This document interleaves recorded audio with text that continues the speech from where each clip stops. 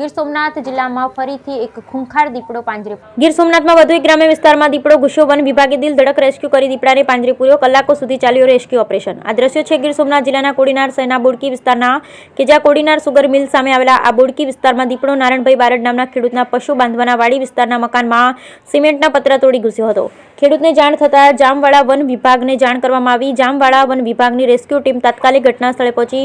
જોકે શહેરમાં દીપડો હોવાની જાણ થતાં મોટી સંખ્યામાં શહેરીજનો પણ પહોંચ્યા, જેના કારણે પોલીસનો ચુસ્ત બંદોબસ્ત ગોઠવાયો. એક તરફ લોકોને જમાવડો તો બીજી તરફ ખૂંખાર દીપડો મકાન અંદર છુપાયો, અને એ પણ ગાયોમાં તબેલામાં. કલાકો સુધી અહીં વન વિભાગનું રેસ્ક્યુ ઓપરેશન ચાલ્યું. આખરે દીપડાને કલાકો બાદ ટેંગ્યુલાઇઝ કરવામાં સફળતા મળી અને દીપડાને પાંજરે પૂરવામાં સફળતા મળી. એક તરફ દીપડો મકાનમાં પુરાયો જ્યાં ભયમાં હતો, તો બીજી તરફ દીપડાના ભયના કારણે એક ગાય પણ ઇજાગ્રસ્ત થયેલ. જોકે આખરે દીપડો પાંજરે પુરાતા શહેરીજનો અને વન વિભાગને રાહતનો શ્વાસ લીધો.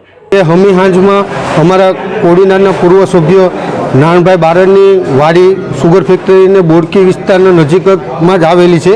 ત્યાં તેનું મોટા પ્રમાણમાં પશુપાલન છે.